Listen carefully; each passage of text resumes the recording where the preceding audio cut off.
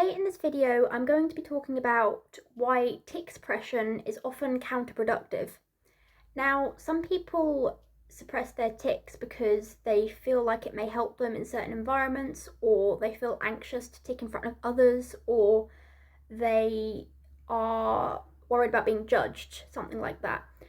And tic suppression can be very uncomfortable. Sometimes we may even subconsciously suppress, meaning that we don't realise that we're suppressing until later on, because we have this subconscious fear of judgment. Now, I see a lot of people talking about whether suppressing tics and getting used to the feeling of the tic can help people, and maybe for some people it can. But as someone who's had tics for years, that's something I don't really understand myself, because from what I've seen in myself and many others in the tic disorder community, suppressing tics has not really helped, because so many people talk about something called rebounds. Now, a rebound is where later on, after suppressing, you get an explosion of all the tics that you were holding in and they come out worse. So for me, I believe the reason why this occurs is, I know when I'm suppressing tics, it's really uncomfortable. It feels, if I'm suppressing a vocal tic, there's a pressure in my chest. It feels like I can't breathe.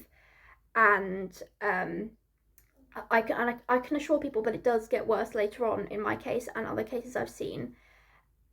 It's a really uncomfortable sensation, and it feels like there's pressure just accumulating and it becomes physically intolerable.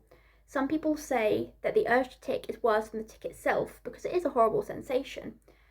And when it comes out worse later on, this can be harmful because it causes tic attacks once you're in the home environment, rage attacks it can explode as. I've heard some people having increased OCD and anxiety symptoms from suppression. So tic suppression is not something that I'd recommend, but it's something that we often actually learn ourselves automatically, and then we have to try really hard to unlearn it. The reason we have to try so hard to unlearn it is because we've become accustomed to harming our own well-being and doing something that's detrimental to us to try and either please others or try and appear more normal. And this is sad, because it's not having a good effect on us. It leads to a lot of tension as well. It makes it really difficult to focus in certain environments. And because we've learnt that how to suppress, we've learnt that we have to, it's so hard to undo that so that we can have better well-being. So undoing it takes a lot of self-acceptance, takes a lot of actually undoing the beliefs that caused you to suppress for so long. And I know some people might disagree with what I'm saying, but I never think suppression is the answer. That's my own personal opinion, and I think it's important to say because it could really help people. I've heard of people in the Tourette's and tic disorder community feeling like a rebel for not suppressing, and that honestly breaks my heart, because nobody should feel like a rebel for doing what their body does. No one should feel like a rebel for having a condition.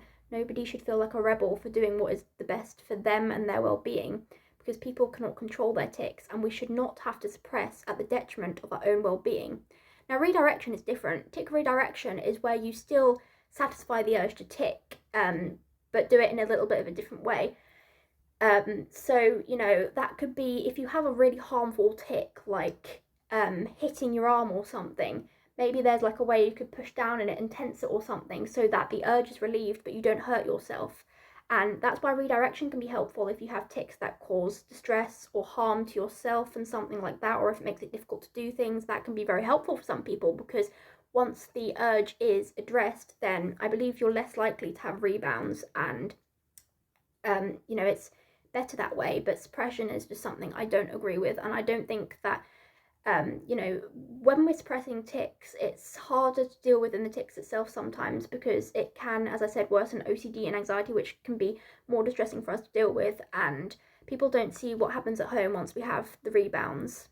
I've seen studies or where they kind of tried to get kids with Tourette to suppress their tics, and I personally believe that this is unethical. And you may think it's quite extreme me saying that, but I do believe it's unethical, because it's something that I mean, I guess this sort of study needs to be done, but I don't think it's appropriate to do something that does cause so much distress to individuals and can cause rebounds.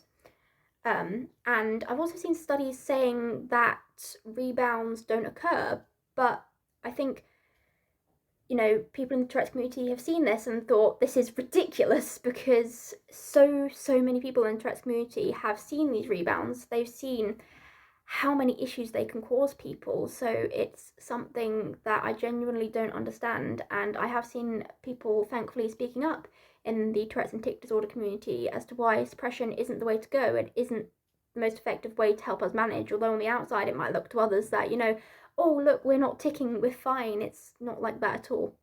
It's causing more issues than it's helping sometimes. And I'm not saying that, maybe some people it does help, I'm not sure.